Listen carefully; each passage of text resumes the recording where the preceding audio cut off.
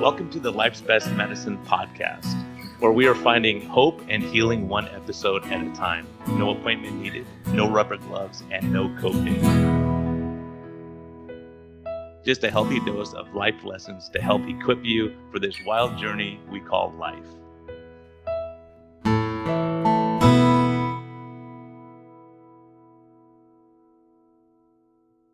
Hey everyone, this is a friendly reminder that we are here for entertainment purposes only.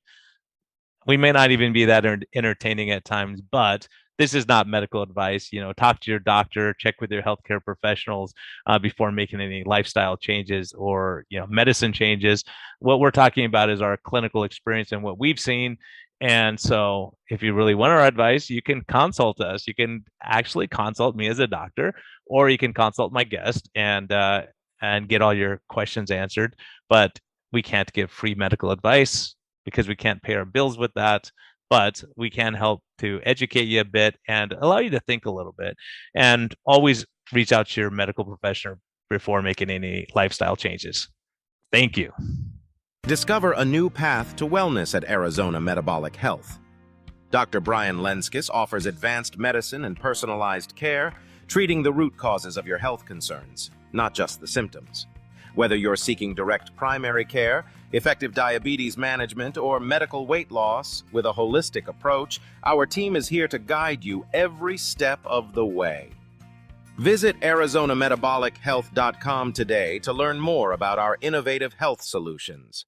Happy April, everyone. I want to thank my sponsor, Health Code, for making this podcast happen. They've been so great. They've been so supportive of everything we're doing here, and they even let me speak off the cuff and do my own thing. So I just want to thank them for all they're doing. I'm using their products with a lot of my seniors. I'm in Prescott, Arizona a lot now, and I'm seeing a lot of seniors with dementia and Parkinson's and neurodegenerative conditions. And it's so great to have a product that I can share with them that they like. One of the tragedy is a lot of the adult drinks that they give people are loaded with just garbage stuff like hydrogenated seed oils and fructose and just terrible stuff you want to give to your worst enemy. So Health Code came along and they have great product. It tastes great with chocolate and vanilla, chocolate macadamia, and so people love it. And so seniors are not sacrificing. They want to have protein shakes and things that they enjoy, and they can make bars out of it. There's so much you can do on their website. It's outstanding. So go to gethealth.com, GETHLTH.com. Check out their recipes, different protein puddings that you can make, things like that for your seniors and for the rest of us too, who are trying to get good nutrition. So thank you, Health Code, for sponsoring this episode, and happy April to everyone. Hello, and welcome back to the Life's Best Medicine podcast. We actually just recently met on the Low Carb MD podcast, and I wanted to have Dr. Erin Bellamy back to talk about what she's doing. Gosh, metabolic health in the brain. This is a topic that was so controversial about 6 or 7 years ago, and now we have tons of day. So, Doc, welcome. Tell people about you who don't know you, and we'll dive right in. Yeah, brilliant. First of all, thank you so much for having me back. I definitely thought that our last conversation, we still had so much to talk about. So I'm glad that we actually have a chance to do that today. So I am Dr. Erin Louise Bellamy. I am a chartered psychologist. For those who don't know what a chartered psychologist is, it's not a clinical psychologist, so I don't sit and do therapies with people, but I am a psychologist through the research route. So I worked my way up and I got my PhD in psychology, looking specifically at the ketogenic diet for depression. And now what I do is I am a metabolic psychiatry practitioner. And so what that means is I work with people to educate them first and foremost on ketogenic metabolic therapy and how it works for mental health and different mental health conditions. And also I support people then to implement that into their life so that they can experience or trial ketogenic therapy to see if they experience positive improvements in their mental health symptoms. And I guess that's what we're going to get into today, is discussing, who it seems to work for, who it doesn't, and so on. But that's what I've been doing for the past 9-10 years now. Only in the past couple of years has the field of metabolic psychiatry kind of blown up, I suppose we could say.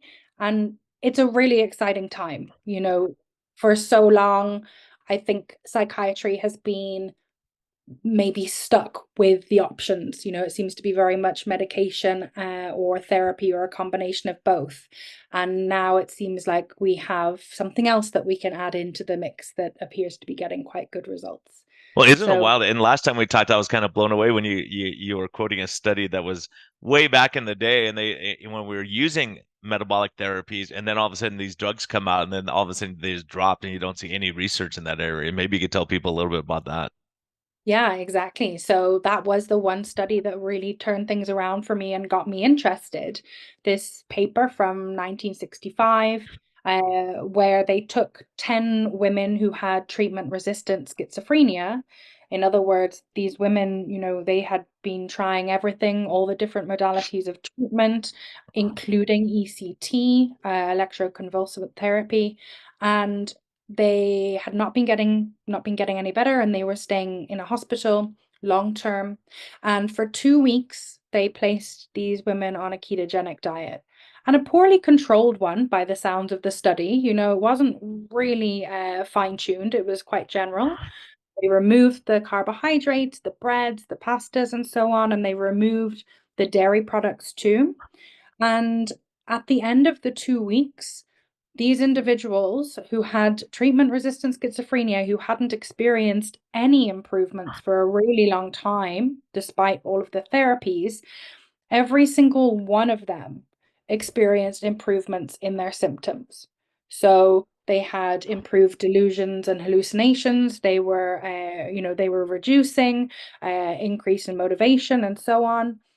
And then when they reintroduced the standard diet, which includes the carbohydrates, potatoes, rice, pastas, and so on, and the dairy products, in 7 out of 11 or 7 out of 10 of those women, their symptoms came back to the same severity. And so, yes, it wasn't a very well-controlled study, if at all. Lots of things that you could say were limitations to that. But for people who had tried everything and nothing was working, for all of them to have seen improvements in such a short amount of time, I thought, well, that's groundbreaking, and that was back in the 60s. And yet, like you just mentioned, since then, there really wasn't anything else because of the advent and the introduction of medications. There were a couple of studies in the 1970s where researchers had gone out to French Polynesia and other islands, and they had looked to see if is something like schizophrenia rare if grains or the Western diet is rare in that community. And overwhelmingly, they found that that was the case. So in Western populations where we had the Western diet and grains were highly consumed, there were higher rates of schizophrenia compared to in these other communities. So there was a little bit of that going on in the 70s, but nothing really came from that either until, more recently now where we're just getting stuck in and doing the research and seeing quite positive results. Yeah, and it's those kind of studies. I know in some Western Samoa they looked at the incidence of schizophrenia and all these different conditions, and as they Yeah. added it in the Western diet, it just blew up like there's no other explanation. Yeah, yeah, exactly. I mean, we could sit and think about all of the confounding variables. Fine, right? We could always come up with a list of those, but overwhelmingly, the biggest thing there is the introduction of that Western diet and those grains. So yeah, but yeah, not much from about the 70s up until, 2018, 2019. Yeah, and we were kind of talking about that also in medicine for diabetes management until Yeah, 1921. Before that, they were talking about ketogenic diet, eating meat, eating, like cutting out sugar as much as possible and bread and pasta and all those kind of things. And then yeah. we got insulin, then all of a sudden it was just drug. And no one looked back to say, what did we do before? And now that we're Mhm. looking back to the past of how we treated it before we had a drug, now all of a sudden, that's a gimmick or some kind of a fad diet now. Yeah, and you know, I think we'd all agree it's better to look forward than to look back and just to keep pushing on. But when you notice your society, getting sicker and sicker, then it's probably a good idea to look back and just see, well, maybe where do we think we went wrong? Where did we go off the path, off the right path, you know? And even back in the 1930s, I think there's research to show that people who have schizophrenia had altered carbohydrate metabolism. In other words, they were metabolizing carbohydrates differently to people in the, in the normal population. And But with still nothing was done yeah, with it, and I've been looking a lot at schizophrenia or the Alzheimer's disease, Parkinson's disease, and how much of all this comes back to the same root cause of metabolic illness, metabolic disease, chronic Yeah, stress, all these stressors that we see, and you go, okay, like people under chronic stress are more likely to get all these conditions. Even having a yeah. bad childhood makes us more predisposed to all these things, and so it's amazing when you go back and you look at what's happening to society, and we're dealing with broken families, blended families, stress, not having a lot of good social connections, breaking up Mhm. with people over a tweet or a text, those kind of things, and we've changed a lot as a society where we don't have that community also for a lot of people. Yeah, exactly. And I think, the what we turn to these days is, we'll go to the doctor and say, this is how I'm feeling. I just lost my partner, or, I just had this breakup, or whatever else. I'm really stressed at university, whatever it will be. And right now, we are offered things like medications to help you through that period, and then perhaps put on a waiting list, at least in the UK, put on a waiting list for a 12-month waiting list to see a psychologist for some sort of psychological support. And really, some of these obstacles that we face in life are time dependent. They are phases, they are things that we have to push through, and then they will pass. So they don't always need medication to help us through, though medication can be extremely helpful in some circumstances. There are other things that we can do that we just don't put so much value on because we haven't been taught to put so much value on, like community, like social support, like nutrition, like movement, like not being a houseplant and actually getting out and walking around the place. So we kind of have to look back and see that that has worked in the past, and bring that back in and put some value on it for once, Yeah, and you know? I've never had a patient go to a psychiatrist, come back and have that they had any discussion at all about nutrition, exercise, getting out in the Yeah. sun, social engagement, those kind of things. And it's tragic. It's such a tragic state that we're in right now because everything's a drug and no one talks to you about how's life, what's happening, what's your Yeah, social support, those kind of things. exactly. And then, I was even reading something the other day about, loneliness, and how a lot of people that are lonely are in big cities, and compared to smaller communities where, you might be in a rural environment, there's less people there, but there is a sense of community. Or even if you think about any holidays that you might have taken in the past, if you've ever been to, the south of Spain, or if you've ever been to somewhere in Europe where, quote unquote, the blue zone for, we won't go into the details on that, but you look at how they live, you've got 75, 80-year-olds that are out every evening because they can, being in a close-knit community with their neighbors, feeling that support and being able to live long and healthy lives. And I'm sure that is an important part of it. And we don't have that as much as, other countries do, or as much as people would have done in the past. Yeah, and that What do you was think? one thing that I don't know if you've ever heard of. I don't know if we talked about it when we were on Low Carb MD, but there's a place called Roseto, Pennsylvania, where back in Hmm. the 50s, there were a bunch of Italian immigrants.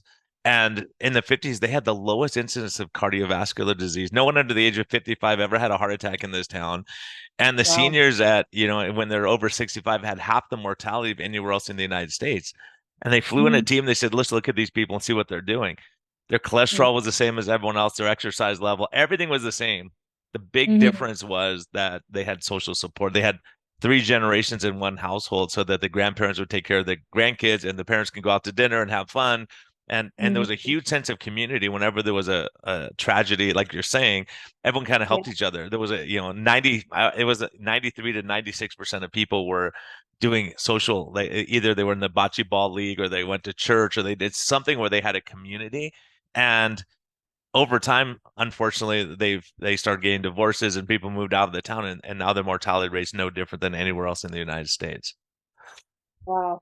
It's just, it has such a knock-on effect, doesn't it? Because if you think about how a lot of us live now, we are highly stressed because we don't have somebody to look after our kids. So we can't go on date nights, with our husbands and wives, or it's going to cost us because we need a babysitter, and then that's stressful. And, there are so many more stressors that would have been relieved if we had that kind of community support, those stressors that are just going to increase across the board with every other stressor that we have, living in Western society, that, no wonder then it compounds.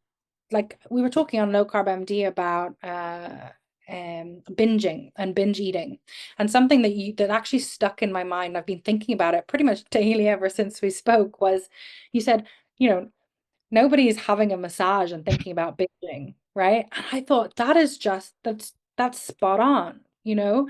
People binge in secret. They binge in their private time. They don't binge with other people. And so just thinking about that and how that kind of like maladaptive response to how we live, perhaps that would also be improved if there was more community, more support, even if it's online support these days, just having more support and more connection. Perhaps something like that would also be, there would be reduced levels of that too, because you feel more connected Oh, and you with. said too, loneliness, like being lonely, you turn to Mhm. food as your friend, right? Or you're Yeah, stressed, you turn to food as your friend. And so if we can work on the stress level, and it goes both ways, right? When we get the nutrition right, the stress level drops off a yeah, lot. Even if we're going through, I have so many patients tell me, gosh, if I was going through the amount of stress I am right now a year ago, I would have just lost it. yeah. But now I can deal with it. I can think, I can focus. But when your brain is when you have so much inflammation in your brain and so much sugar, it's hard to really calm your nervous system down. Yeah, it's chaotic. It's absolutely chaotic. And I hear the same thing from my clients. They say, yes, like I'm going through this big stressor right now. Like, for example, like the fires in LA, like going through that, trying to deal with that, trying to manage that. It's very high, like a high stress environment. But I'm so glad that, I'm following a ketogenic approach, because I wouldn't have been able to get through this and manage it the way that I have done had it not been for being in ketosis. Which, it's a good state to be in because of all the benefits, but also it says something to the fact that those individuals are, it shows it's sustainable, right? They're still able to maintain that dietary and nutritional approach even in times of severe stress, and experience the calmness and kind of like the order that it gives them, so that they don't fall into chaos and, fall down the mountain and just everything be compounded. And that's the other thing we're talking about, like dopamine release. And so with that first cookie you have, you release that dopamine, you feel good. But the more and more you do it, your brain gets numb to that. And so you need 12 cookies, 14 cookies, or the whole thing of donuts rather than just half a donut, that kind of thing, where you need that dopamine rush or that reward system in your brain. Yeah, exactly. And, I'm sure you talk to your patients about this all the time. Like it's it's bananas how quickly that you can fall down that mountain. It's going to go from one, two, three cookies to suddenly you're spending 30, $40 on sleeves of cookies and tubs of ice cream. It happens so fast, and you just don't get the same response from that as you used to, especially if you've been trying to, abstain in between. So it says, and that's another, another kind of stick on the, what's the term I'm looking for?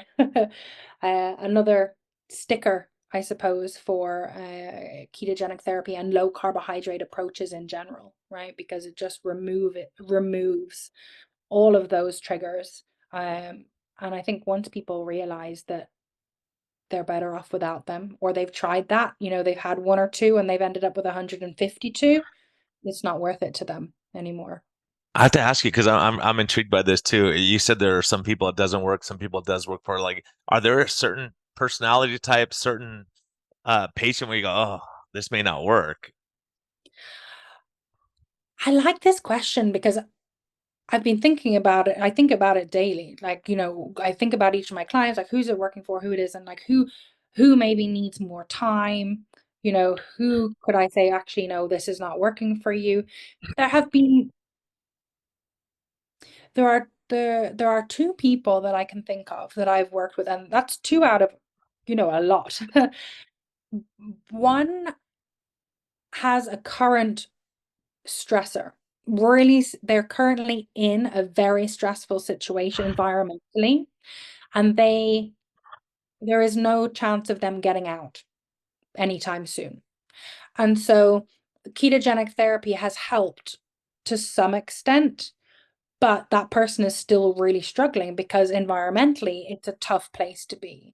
Just like, if you were in a really toxic relationship with your partner, the ketogenic therapy will probably help you to be a little calmer in how you respond, think through how you're going to behave, but ultimately you're not going to feel great until you remove that partner or have a way to distance yourself from them. So that's the first thing, is somebody being in a situation which is very volatile, very difficult. And so they're not getting the full benefits of ketogenic therapy because of the ketones aren't going to fix that relationship, right?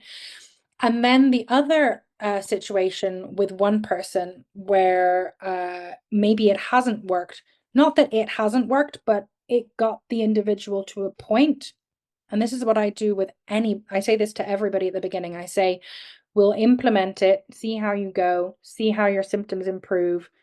If after a period of time there are still symptoms you're dealing with that are not improving, then I might refer you to somebody else. And so that's what I did in that situation. And then it turns out that they had some other stuff going on where they needed to see a functional medicine practitioner, and those practitioners would cover things like heavy metals or mold exposure, or something really quite chronic that I would not be able to see, and that is not that common in the population. So those are the two individuals only. And so really that's not about ketogenic therapy. That's because the second person had something else going on. So they got some benefits, but then it still didn't fix the root cause. And then the first one was the environment that they were in with the relationships. That's not ketogenic therapy either. That's Yeah, and I think that's such an important point. I think this is really critical. I think this is something that people listening, this is really important, I think, because I would see people who are doing a ketogenic diet, they're eating ketogenic diet, and they're still a disaster from a metabolic, like weight loss and sugar control. And so yeah. it bothered me. And then one time I was talking to Ben Bickman and from BYU, and I said, Mm, Ben, look, if I want to live a long life, what do I have to do? And he says, Brian, 5 things. This is it. And this is what I try to tell my patients on the first visit. Number one, mm, he said, don't be stressed and running around like a crazy person 16 or 18 hours a day and be, grunt. I was like, oh, what's number two? Get enough sleep. If you're only sleeping 4 hours of sleep, you could eat the mm, perfect ketogenic diet and your insulin's still going to be through the roof. So these things have been scientifically shown, right? So stress, sleep, and at that time I was working 18-hour days, super stressed as a doctor in the system. I said, okay, that's it. I have to get out of this at some point because it's going to kill me, right? And number three, he said exercise regular, go to the gym. Like I happened to be working out at the time we were talking. Next, mm. don't smoke or drink to excess.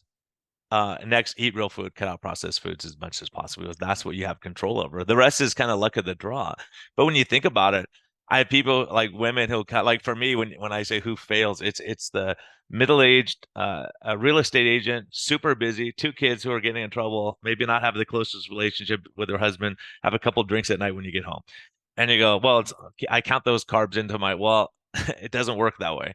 And if you're Yeah. so while we're having our meeting like this, she'll be sending emails like, hold on, doc, let me send this text real quick. I got to take care of this. Oh, hold on. And her whole life is like this the whole time. And you realize if you could just breathe and slow down and just go sit by the beach and contemplate things that matter, because so many of us are in that survival, we're in that fight or flight mode. Or the other thing that I would add to that is chronic pain. If people in Yeah. chronic pain, it's hard to be in a good mood. It's hard to, get that insulin, stress, cortisol, because you're telling your body something's wrong this entire time. So surprisingly, the other thing that surprised me is that we would get people on a ketogenic diet, and then all of a sudden their joints don't hurt, their chronic pain gets better, their back pain gets better, and they could be more calm and be in the moment. And so it allows you, when your brain's inflamed, it's really hard to be in the moment and enjoy life. Yeah, that's exactly it. And like I see those the patients that you have, I see the same individuals. And what I like to say to them is you just need to get started, because once you get into ketosis, you get that shift. Things do calm, like your system does calm down. You do become less anxious, and then suddenly there's more space between you and what's going on around you. So you then there is an opportunity to then breathe. You don't have to acknowledge it. You can still go at 150 miles an hour, and some people do, right? But there is that space then for them to say, okay, right, like actually I don't feel like I need to be 100 million miles an hour right now. Maybe I can slow down, and then you can have that conversation with them because they're more open to it. It's a little bit like when people have implemented a ketogenic diet specifically for their mental health, they will have said, I've done therapy before. Therapy kind of worked, but not really. I know the tools, but I can never apply them in the situations that need it most. And then they'll be in ketosis and they'll say, wow, I went through this thing last weekend, and suddenly I was actually able to apply some of the tools that I had learned in my therapy sessions because I had a bit of space between me and the situation. And so it just seems to calm the system down along with, all the other fantastic mechanisms that it has, where then suddenly people can kind of take that breath. But they have to choose to do that, because just like you mentioned, you can still go at 100,000 miles an hour. And when I start my group program, I just started one on the 7th of April. And it's, 10 people, and it's the same every single time I start the group program. Everybody's like, yeah, let's go. We're going to do everything all in one day. Like, can't wait just to like track everything and do everything. I'm like, no, you are not. You're going to look at this list and use this for like 3 weeks. We're going to take it super slow. And that's not what they're used to, especially middle-aged women. They're used to like, give me that. I'm going to apply it on top of my HIIT training, on top of my fasting every day, on top of my 3 kids and my job. And now I wonder why I can't lose 10 pounds. So Yeah. I like force them to slow down and say, this is going to be a lifetime thing if it works for you. So we're in no rush. We're just going to learn and slowly implement. And I think it's a better way of It's the same approaching. thing as it's like with religion. Some people just they're on fire and everything's great and they go and evangelize everyone, then they get burned out and they're back to their old ways, right? So sometimes growing those roots deep and learning why you're doing it, and and it's funny, I'm surprised how many people will say, okay, just tell me what to eat, I don't want to know the science, just tell me what to eat. And it's like, well, you need to know why you're doing this, right? You need to kind of understand the foundation of what we're talking about, because otherwise you're never going to get it. And sometimes Yeah, when you have this understanding, you go, oh, this is why I react this way. I yeah. do certain things. If I eat a bunch of cookies one day, and why am I on edge and frustrated with everyone? That's it. And then also it gives them the responsibility, right? Because otherwise they're going to they'll wake up one morning after 3 weeks and they'll be like cursing me or cursing you, because they'll be like, oh, well, they said that this would happen, and I've done this and I've done that, but it hasn't worked or whatever. No, like you need to understand the science. Why are you doing that? What is your reason for doing this? How does this work for you? Take the information, apply it, and then see if you act differently. Like, what Hmm. can you and then when you end up helping them to see that it's a self-experiment, right? You're giving them the tools and the support and the education, but it's a self-experiment, then they get invested, because they're like, oh my God, like this is how I respond. Like I wake up on a Monday morning and I feel groggy because I had 2 glasses of wine last night. And then all the other mornings in the week, I wake up fine with really good ketones. Like, I don't think the wine suits me. I'm either going to balance it Totally. up, worth it, or it's not worth it. Take your pick. Totally. And I think a lot of people, and this is the other thing, I see a lot of people going around, they're exhausted all the time, their energy's low, and they feel, just kind of going through life and, this dysthymia type thing where nothing's really exciting to them. And Mm. once you get them on a low carb or a ketogenic diet, you see them say, "Oh my gosh, I feel good. I feel like exercising. I feel like engaging with people," and that's what surprised me the most. Seeing that, I was treating Yep. diabetes. I was trying to get the diabetes. I'm trying to get the sugars under control, and then all of a Yeah. sudden, the person's like, "Hey, I'm laughing more. Now I'm engaging with my. I never met my neighbors in 20 years. Now I'm hanging out with my neighbors and going for walks with them." I was like, "Wow, this is wild."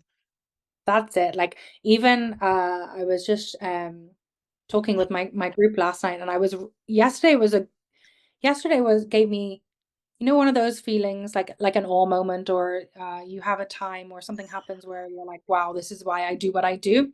And two people who lived in different parts of the UK that were on they were on two different programs, two different iterations, but they were in my private community. And my program is for, I have people there with severe mental illness, right? Debilitating mental illness. I'm using ketogenic therapies to improve their symptoms. And two of my members traveled across the country to meet each other face to face, to go for a coffee and go for a walk. Then they took a picture together and they put it in our private community, and they were like, hey, and they were like, I got myself goosebumps. They're smiling, like, Yeah, I was just like, these people, just like you and I, that have these diagnoses where doctors say, like, that's it, there is nothing more we can do, or you're treatment you're resistant. refractory to treatment. Yeah, Exactly. And, you and now failed they're like treatment. smiling. They're smiling and like having a good time together with somebody that they met online. Like if you're paranoid, or if you have experienced paranoia in the past, that's like the last thing you're going to want to do, right? And yet, because of the improvements, they got together and they did that. You just can't give up on people like that, if It's that's possible. amazing. Yeah. Those things are so rewarding. And I do that with my patients. We have a Zoom meeting every 2 weeks.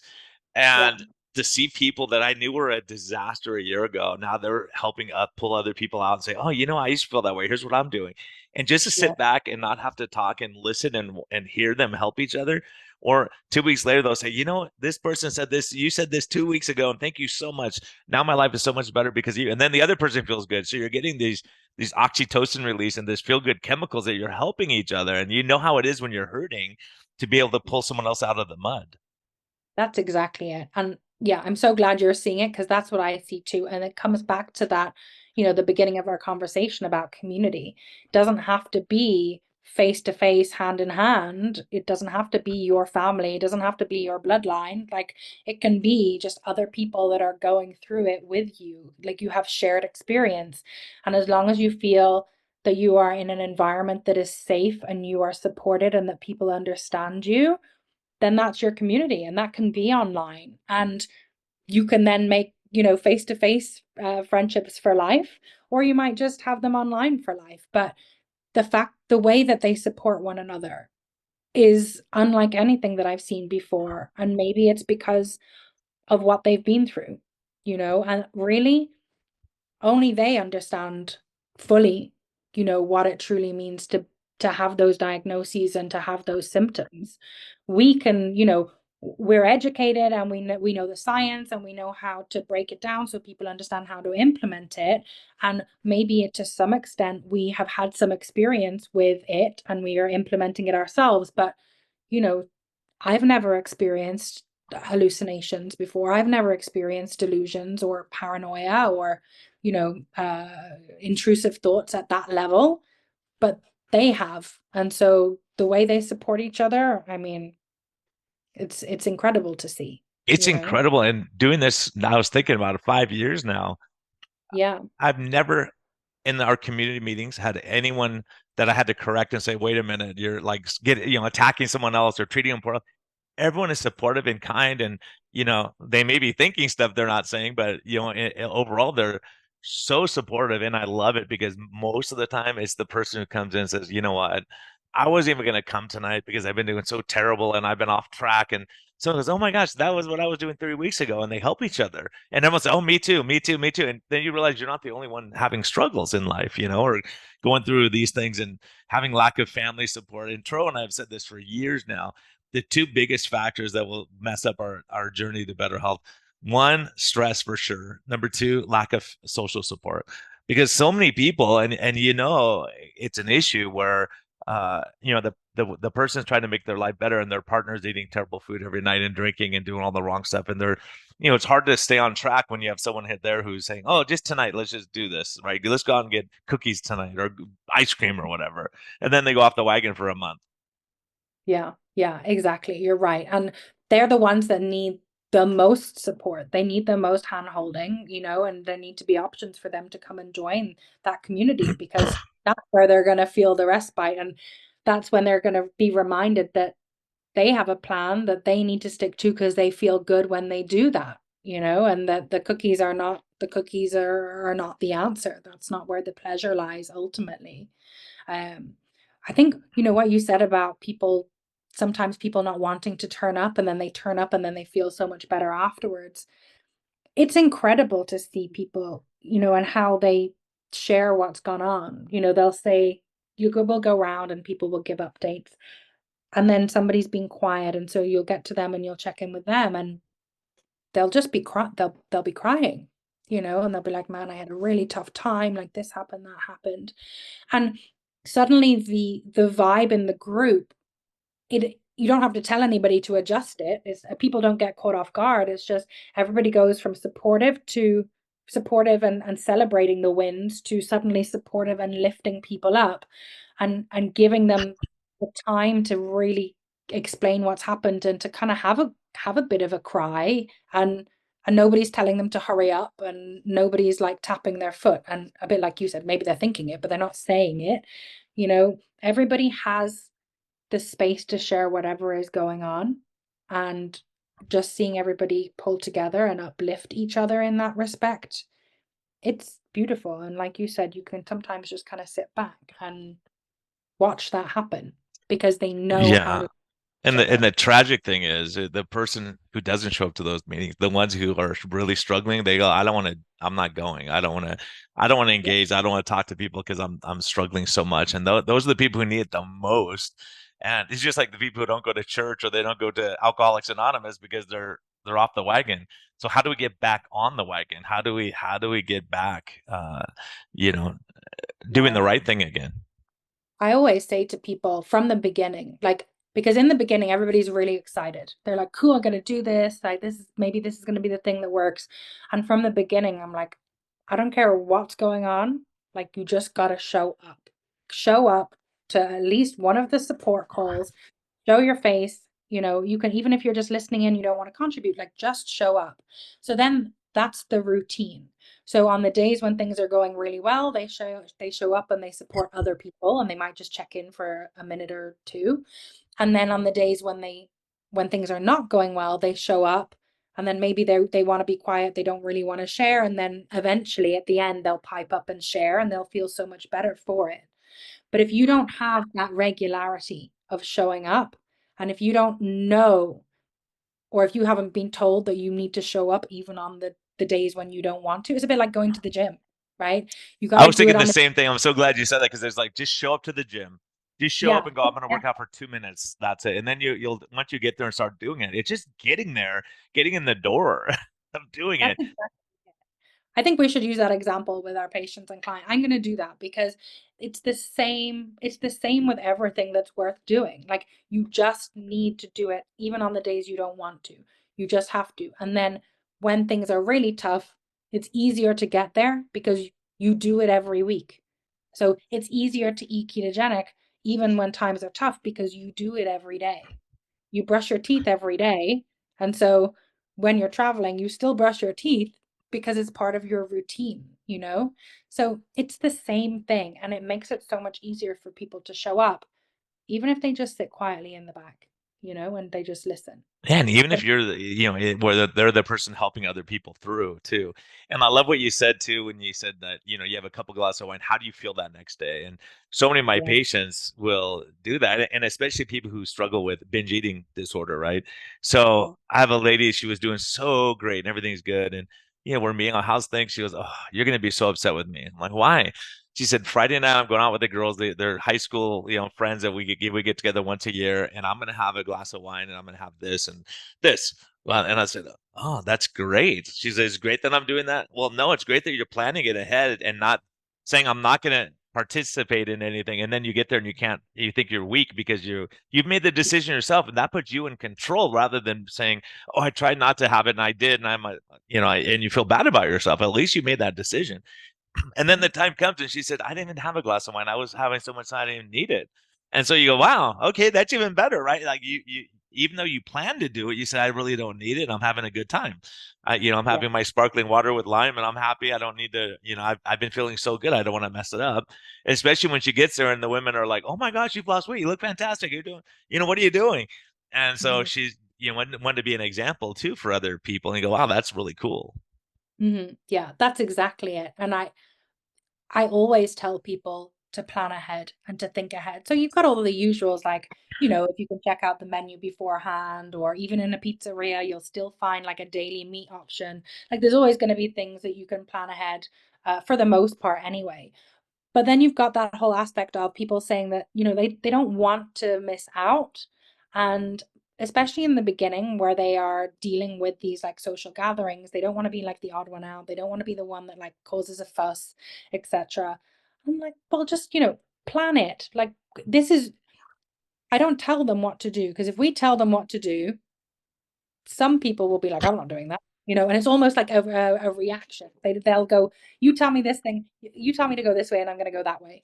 So if they plan and they plan ahead and they think ahead and they say, yeah, I'm going to have these 2 glasses of wine or whatever, and then they get there and they do something different, it was still them and their control and their decision. And then when they come back, just like you said, they'll probably say, "Oh, like I took a bite of it, but it actually wasn't as tasty as I thought it was going to be. Like I thought it was going to be delicious, but actually it wasn't worth it to me." And then I was kind of cranky the next day, and my husband told me that I was being irritable and annoying or whatever. And now I'm just like, "Oh, I don't think I'll do it again." So when That they is, know yeah, and that things, is such a huge thing. And I have a patient who she really impacted me because I was thinking, on our first meeting, she said, and she owns wineries and she's well off and everything, but she said, "I really want to get healthy." She said, "But doctor, I've got to tell you right now, is it going to be a deal breaker for you if every once in a while I have a piece of sourdough bread or try the dessert that my chef makes because I have to try those things?" And I said, "Well, no," but I'm laughing because it's funny that it's our first date and you want to cheat on me already. You're already thinking about cheating on me and we haven't even started dating yet. And so why yeah, is that? Why are you asking these questions right from the start? And she said, "Well, because I know myself.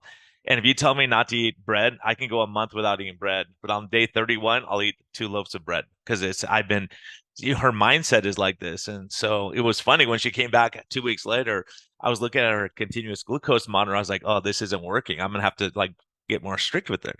But it turns yeah, out the only time her sugars went up was exercise. She was working out at a high level. And so that's and I said, "Hey, I thought you were going to have those things." She said, I look at it and I go, "Is it worth it or not? It's not worth it. I want to be healthy." And she did so great. But the fact that she could have it if she wanted, that the worst thing is if someone loves pizza and you're never going to eat pizza again the rest of your life. Well, that's kind of miserable, right? yeah, exactly. I mean, if somebody told you you couldn't have something for the rest of your life, You you'd think about probably, that all day long. yeah, and you'd swear at them and say, "I'm out of here. Like I'm not, Yep. and I'm certainly not paying for this." You know what I mean? So, but when it's their decision and when they know that it's not about restriction. It's not about avoiding the things that you so desperately want.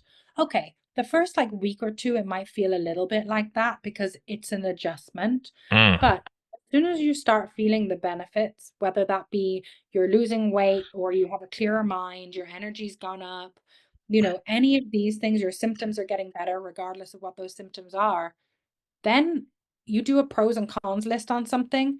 And really, most of the time, that food or that drink isn't worth it. because you want to maintain those other benefits, Well, and you the know? other thing of that too is that you take the romanticism out of it, because if they've been wanting a Twinkie this whole time, and then they have one, they go, it didn't even taste. I didn't even eat the whole thing. It didn't even taste good to me anymore, right? And so then they loses that when you say that Twinkie thing, they don't really, they go, yeah, it doesn't sound good at all. I'd rather, if someone made me a homemade dessert or something that's different than Right. eating something I've had 1,000 times before, and I know what it tastes like, and I know what it does to my body and how I feel afterwards. It's not worth it anymore. Exactly. And then also when sometimes you got to be careful with like the level of sweetness and things, but for some people, they will now say, like, I would much rather have like some heavy whipping cream, a couple pecans, and maybe like a sprinkling of cocoa powder or something like rich like that. I'd much rather have that than have a Twinkie that is gone before I can even say my name. Like, and then it's done, and then you want the rest, the other 11 in the pack or however many cupcake Yeah. packets, you know? And so then because we've been taught to avoid high fat foods and that's all about indulgence and richness, because we've been told to avoid that for so long, suddenly the idea that you can have something so indulgent and rich like heavy cream or heavy cream with cocoa powder, something like that, then that is the delight. And yet that is something that still falls within, a low carb and ketogenic approach, because we're removing the sugar. And I think most people would say that those foods are tastier, especially once you get into it. Those foods are tastier than the sugary foods and the short dopamine hit that you would get from those, And you you feel know? better afterwards. You're not exhausted. You go for a walk around the neighborhood and go do things you enjoy too, right? Yeah, And yeah, not get that exactly. high and low with the insulin flexes and all that. People don't realize how much of an impact that has on hormones and mood and everything else, and it's just incredible. Hey, let's talk It's about some of your studies. What are some of sure. the studies that you're proud of, that surprised you, or things you learned? Uh, Yeah. just looking the research and what you're experiencing clinically. Yeah. So I'll take you through a couple. So the first one that I ever published was from my PhD research. And my PhD research, I did like a randomized control trial where I was looking at ketogenic diets and depression, like I said earlier. And it was that was a remote care model. And so these individuals were following and they were using an app. They didn't have any social support, that being the main issue.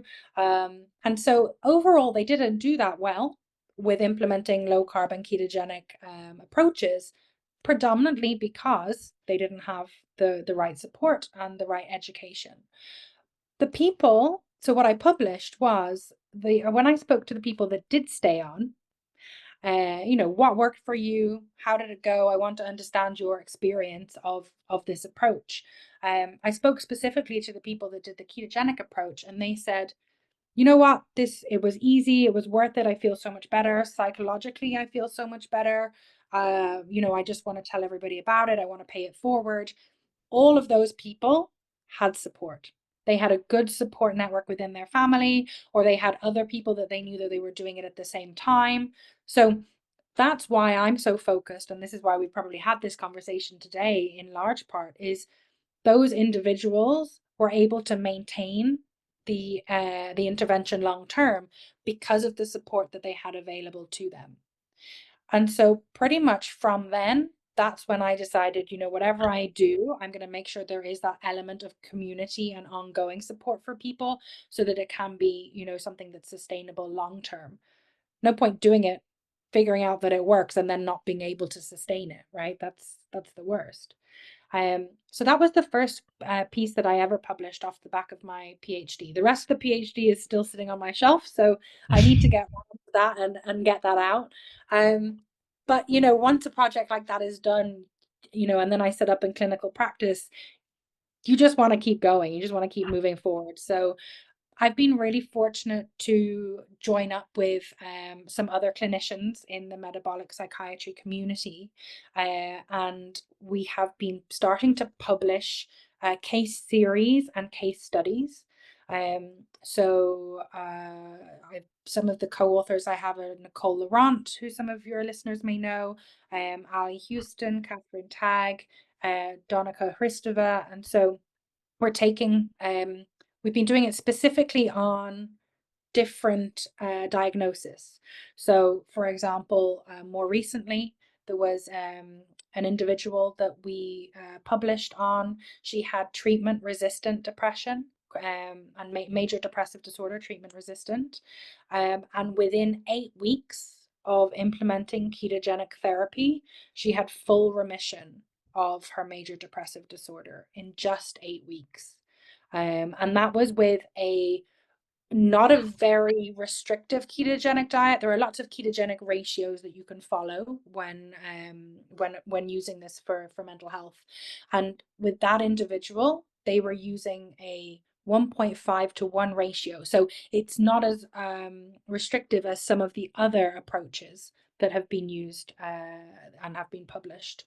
So that one did pretty well, actually. People responded positively to that once it was published.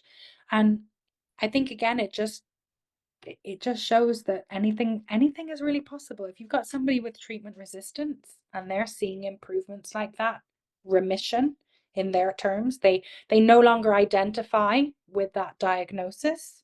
You know, they identify with being recovered. That's huge. And so there was that one, and then another one that we did recently was on 2 individuals with schizoaffective disorder. So schizoaffective disorder is where you kind of have you've got elements of schizophrenia and the mood elements of bipolar disorder together. It's very, very difficult for the individuals to live with, of course, and very difficult to treat. And with the first lady, within 6 weeks of implementing a higher ratio, ketogenic diets are more restrictive, but very, very therapeutic. Within 6 weeks, that individual reached remission. And then the other individual, she was on a lower ratio, and it took about 6 months for her to reach remission. But again, we have 2 women there with schizoaffective disorder, both of which reached remission with the ketogenic therapy. So if we think about the research pyramid, you know, if we've got randomized control trials, case reports, case studies, the randomized control trials are underway, but we need to fill up the evidence pot with case studies and case series so that people know where to put their money in terms of what the next randomized control trial should be, but also so that your listeners and your patients and my clients can read those case studies and identify with them and go, you know, this is a 25-year-old woman from Ireland, and she, you know, has a husband and 9 kids or whatever, and she's got XYZ and she put it in remission. And I identify with that. And Maybe just to this, give someone hope, right? That you hope that yeah, it worked for someone else. Maybe it'll work for me. exactly, exactly. And I think I love those even more than the big studies, right? Because that's from my research, from my PhD research, it was that qualitative data. It was the stories and them explaining what had worked and what hadn't worked that really made me think, my gosh, like they need the support. They can do this if they have the support. So the stories and the lived experience to me is so important because psychological measures don't always capture what we're looking for. You know, if we're just looking at depression on a score, it doesn't tell you about all the other things that have improved for that individual. And that's what people look for. They want to resonate with something, and it Yeah, gives them. interpersonal relationships getting better, doing better at work, being able to focus. All these things are just outside of just what depression going into remission, like how much of an impact that has on a life. It's incredible. And I have to ask you, just because you this is your area, I've been in my mind, I've seen these anecdotes. I've seen so much Sean Baker's posting and different people posting about, okay, someone goes on carnivore diet and they get better. Yeah. They go on a ketogenic diet, they get better. Do you think it's the ketones that are helping people calm the nerves, decrease the inflammation of the brain? Is it a nutritional deficiency? Like, what do we think is the low hang? Like we say, oh, look, do you have to be in ketosis? Because so many people are stressed. They're like, I'm not in ketosis deep enough. It's like, but relax, take it easy, don't stress so much, just cut out the processed garbage. And so I've seen it on both ways, and I've seen people who are depressed on a vegan diet, all they do is add in eggs and all of a sudden their mood starts getting better. I'm like, they're not necessarily in ketosis. It might be just some kind of nutritional. So what do you think? And when we throw all these, we're seeing people get better, but why? Yeah. And I think that is the golden question. I think it's all of the above. Mhm. And so when I work with people, I say, we are going on a journey into ketosis, and we are going to aim for the therapeutic levels of ketones. And when we get you there, we are going to stay there and see how you feel. However, you may feel better here, right? You may not need to go all the way up there in order to feel better. Some people feel better with simply removing ultra processed foods, just going low carb, eating real food that their granny would have eaten, like eating things, three ingredients on a plate, nothing too crazy, right? Mhm. And that can be enough for some people. Other people, they do baseline blood work, and it turns out that their vitamin D level is so low that no wonder they are, coming up as having mild to moderate depression. And so then it's then it's a supplement that they need, and they need to get out in the daylight and do responsible sunning or whatever you want to call it, right? And then other people, it might be that they've been predominantly vegetarian, vegan, and they're so low on B12, iron, and choline, and they need to bring those back in, either through their food or through supplementation. But then also, some people really need the ketones. Those ketones have so many mechanisms by which they work, and they are extremely powerful. So, though you may see benefits in the early days by removing ultra processed foods and supplementing, etc., getting into ketosis and getting those ketone levels up, especially for the more serious mental illness and those symptoms, there's something therapeutic there. And those individuals likely have to get there before they see that symptom relief. Um, I've never had somebody who's gone low carb and their hallucinations have disappeared, but I have had people where they get their ketones up to therapeutic range and their hallucinations disappear. But I've had young people whose anxiety had gone away simply from stabilizing their blood sugar with real food, and they don't Yeah. even need Yeah, and I doses. think that there's so much to this that we're gonna learn, but it's exciting to see it. And I remember even before I knew anything about low carb, ketogenic diet, those kind of things, there was a study they did with two studies I found at that time. I thought this is crazy. Has nothing. They have nothing to do with each other. One was people with chronic pain syndromes and Right. depression, and they put them on Celebrex, which is anti-inflammatory, and the mood got better. The people who were on the anti-inflammatory, the moods got better. It's like, well, it's because their pain was lower, but they controlled for pain levels. So if you Yeah. and I were at pain level 7, but one of us was on the anti-inflammatory, we would do better from a depression standpoint. You go, that's really, and at the time it made no sense, but now we understand that this inflammation, this chronic inflammation in the brain is not good. So diabetics are way more predisposed to having depression than the general population. And also Parkinson's disease and schizophrenia and everything else that comes down the line with metabolic disease. The other study that Mhm. was really intriguing that I thought was crazy too at the time, now it makes sense, is they had women in particular who had fibromyalgia, and they put them Mhm. on metformin, which is a diabetes med, and the fibromyalgia got better. It's like, wow. And all the time now I see people on a ketogenic diet and their fibromyalgia goes away. And you go, wow, how much of that is just that high insulin level and chronic fatigue, high insulin level, or flexes up and down. So I think the more we balance things out, the better off we do. And if we can keep those sugars and stress hormones and everything balanced, we just do that much better. So it's exciting because we have so much more to learn. But I agree with you. I think it's a combination of all these things. And some people, when they're in ketosis, their mood, their mental clarity, everything gets so much better. Yeah, absolutely. And I think, you know, it's the best approach for us right now, taking this kind of staggered low carb into ketosis approach. Because even if we look specifically at mental health conditions, depression is an umbrella term. Like underneath depression, you've got lots of different types of depression.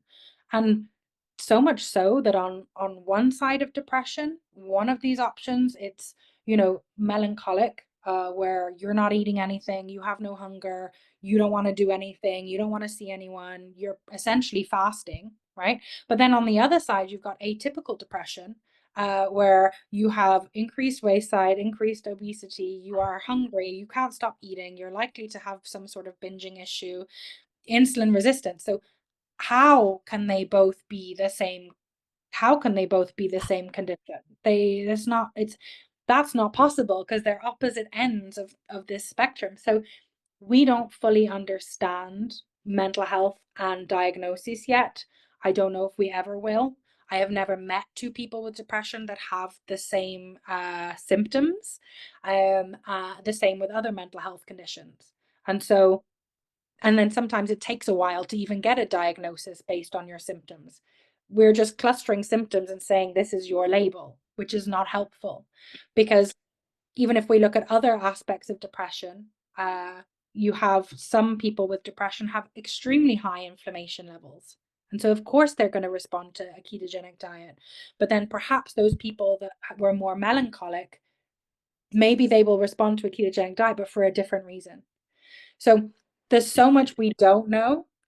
And therefore, we have to set expectations and tell people this is the foundation. Let's clear up this foundation. It's only going to be beneficial for you anyway, right? It's going to improve your metabolism, improve your physical and mental health likely, and then see what happens once you've stabilized the deck, and then you go from there. Yeah, and I think that's so critical. I think that's so important that the more we look, because what happens if a lot of this is from the gut health too, right? The gut microbiome changes when you're eating a low carb diet. You cut out processed food and sugar and all those things. So I've seen so much recently. Just as an example, one of my patients is mostly on a carnivore diet, but his sugars are high and his triglycerides are high, and things that shouldn't be are there, and fatigued, and his A1C is on close to diabetic range without eating any sugar.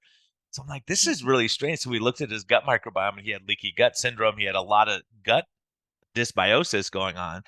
So I just followed up with him last week, and he said, doc, it's so crazy. Like 3 days after starting to just work on the gut, my energy went through the roof. I started working out again. My mood got better. My sleep, everything got better. I was like, wow, that is really intriguing, because we saw the pathology there, and we, went at it. Interestingly enough, he was feeling so well. He said, I just added in some sweet potatoes and he's a thin guy too. I had some Mm. sweet potatoes and some onions and something else. And then all of a sudden he said, I got fatigued. My joints started hurting. I felt terrible again. And it's really interesting. You say maybe it's a lectin problem, or you have some other thing. He cut it out. His energy came back again. And so you go, oh my gosh, maybe we healed the gut and you can eat those things again. Who knows? I don't know. But right Yeah. now he's feeling so well that better, and all of his sugars, everything got better. And so you go, Mm. wow, this is pretty intriguing that it's not just the diet alone. There may be other factors involved. Yeah, yeah, absolutely. And that's so fascinating. And it just shows the importance of the work that's being done here, because if that person was to go to a different doctor or a different physician, you know, what medications would they have been given to Yeah. get through the day? And combinations of medications to get through the day to fix their sleep problem, to fix their gut problem, to fix their other Fatigue. problem. Yeah, Right. fatigue, not sleeping, and they're on 5 medicines all of a sudden. Yeah, that's the Yeah. tragedy of this whole thing. Not say it's not natural. Let's look and see what the root cause of all this stuff is. So, who Yeah. knows? Everything we're doing, as long as our patients are getting better, I don't need to know exactly the mechanism, but it's nice to know. But I agree. I think it's so individualized, because Mhm. someone else could do something totally different. They do fine. They could eat more carbohydrates, and so it's really trying to figure out what works for that person. So that's why having someone like you following, saying, okay, you're not doing well on this, maybe we need to go on a higher fat ketogenic diet and get you into ketosis and see what happens. As a matter of fact, Dr. Tidman, who's doing research with Parkinson's disease, she's Yeah. finding that people on the standard American diet, which is a terrible diet, if they add in MCT oil, their symptoms get somewhat better. And you go, wow, that's kind of interesting. That maybe it's not taking away all the bad stuff, but you do need certain nutrition, that's help. Maybe it's helping the gut. I don't know. But if Yeah. people are getting better, that's all that matters. Yeah, exactly. And even something like MCT, I know maybe your listeners haven't come across it, but it has a ton of benefits. Like it's antimicrobial, so it does work directly on the gut. It's anti-inflammatory. You get extra fat. It suppresses your hunger. Like there's a whole bunch of things from adding something like that. And that's what I work on with my clients as well. It's like, what are the other things what other tools can we bring in here that might be helpful for you long term? But bottom line is, if it's working, I'm like you. Like if these people are getting better and that's what I'm seeing, great. Sometimes what I say to people is, because they think that they're gonna come and they're gonna have to do like 10 grams of carbs for the rest of their life. So to put them out of their misery and kind of clear the deck a little, I say, listen, I want you to be able to get away with as many carbs as you possibly can while Absolutely right. remaining symptom free and feeling Absolutely good. right. Yeah, absolutely right. It's not that the carbs are the enemy, it's the oversupply of carbohydrates. Then you get the insulin resistance, then all these things. So over time, the great thing about doing a low carb or ketogenic diet is over time, you can liberalize them a little bit and you still feel fine and your symptoms are better and your mood's good. Who cares? I don't Yeah. care if you want to have, whatever you enjoy. And so, yeah, that's a really point. But if you're metabolically really, really sick, it's going to take time. You got to fix that for a while. You can't, you know, if your sugars are 400, you cannot put any more carbohydrates into that system. We have to fix that problem, and that's why people, the higher their sugars are, the more they crave the sugars, right? And Yeah. it's a terrible thing. Probably because the Yeah. insulin's so high, you can't get your fat stores and you're hungry all the time. So when people get freed of that and they say, I used to sit there and plan my lunch, snack, dinner, everything in the Ahead morning, of like thinking what I'm gonna eat next. Am I gonna get enough food? And then now they go, yeah, I just skip lunch. It's not a big deal. It's Yeah. amazing when you see that transformation in people and that their mood's getting better because I don't think there's anything worse than being depressed, anxious, stressed, not being able to enjoy life. Like, why do you want to live a long life if you're miserable the whole time? You want to really enjoy that, and that's what you're doing. And that's why I'm so excited about what you're doing. I wanted to get the word out for people to hear. Like, look, there's other options. You don't just have to load up on a bunch of drugs. Sometimes they're Yeah. necessary, but maybe we could taper them down with time as you're feeling better. Just like with insulin, we could get rid of it. Exactly. Like short term, yeah, they can be life-saving and extremely helpful, but is that something that's going to be beneficial for you long term? Likely not. And therefore you're going to need something else to come and support you in order for you to feel good and live your life. Like we have one opportunity to live this life and you want to have the energy to be able to do that, and that's why this combination works well, for sure. So yeah, Well, I'm glad we are where we are. I knew this darn hour would go by so fast. I have to let you go enjoy your evening, and I'll enjoy my day. But how do people track you down if they want to find you? Yeah, absolutely. You can just put my name into Google. Just put in Erin Bellamy and ketogenic or something, and I'll come up. But you can also find me at www.iKRT.org. That is my private company. And you can find me on all the usual social media sites as well. So just feel free to get in contact, email me, message me, and if you need support or if your family member needs support, just get in touch and we can see what we can do. And you do worldwide, right? You can do Yeah. consults anywhere. That's pretty awesome. Exactly, worldwide. As long as you can speak English, then we're good. I'm practicing my other languages, but I'm not that good yet. So as long as you speak English, we can consult anywhere. So yeah, that's Awesome. And great. now I got to ask you the trick question at the end. What's life's best medicine for you? Like, where do you go to when things are hard? What keeps you motivated? Where do you find your peace? Just so you can let other people know what you're doing. Yeah, there are two things. The biggest thing is walking in nature, and I used to hate walking because I used to be a lot heavier. It was a real struggle for me to walk far, but it's mainly walking in nature. But the one thing that's really quite personal to me that gets me going no matter what is um Pink Floyd. Pink Floyd, the band. Yeah, Pink This Floyd, is the a band. first right here. This is a first. It is. It's Pink Floyd. It's just something that I grew up with. So, it's the music's been with me my whole life through every single up and down. And so that's where I go. And I'm sure it'll continue the rest of my What's life. the best Pink Floyd album?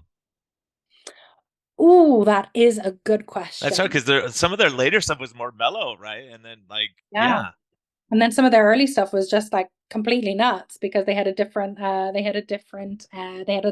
member. yeah. Um, I think Momentary Lapse of Reason. Perhaps this is one where there's like all these beds on a beach and there's a little man standing there on the album cover. Or there's a compilation album called Echoes. It's a 2 CD thing. Well, CD is a bit old school now, but 2-sided. And there's a window on the front on the album cover, and it's got some great versions of their songs. So sometimes they're the ones that I go for. And now, do you do that? Do you combine that with your nature walking, or do you listen to nature Yeah. when you're walking? Oh, yeah, right. No, I will do the walking and then I'll listen to that in the background. So, All yeah, right. just All right. my I have to thing. listen to Pink Floyd, Maya. Oh my goodness. Oh, that's good advice. So Yeah. everyone, go listen to Pink Floyd. I'll say, be kind to yourself, be kind to others, and just keep doing your thing. Like if it's not working, figure it out. And I think this is a great hope. I mean, if you have friends struggling with depression, anxiety, bipolar disorder, schizophrenia, please share this with them or their families. And or if you're struggling, please reach out. Don't be lonely. Don't be isolated. Reach out to one of us, or so there's so many great practitioners out there, and there's a lot of great research being done right now. So don't give up hope. That's the most important thing. Keep your hope, and reach out to Dr. Bellamy here if you need her. Thank you so much for that. Thanks so much for spending time. And also go back and listen. I don't even know if it's been released yet, the Low Carb MD with Dr. Bellamy. I think that should be coming on the next week or two. So hopefully we beat them out, and we'll get this out. And so please, take a look at the research. Don't just sit there and be depressed and distressed. There's no way, the worst way to live life. So just get some hope, get out of bed, go for walks, just show up. Like Dr. Bellamy says, just show up. Whether it's engaging with your neighbors, engaging with old friends, whatever it is, because being isolated is not going to help your situation. So, Doc, thank you so much for joining me. Thank you so much. It's been an absolute pleasure. Thank you. Take care.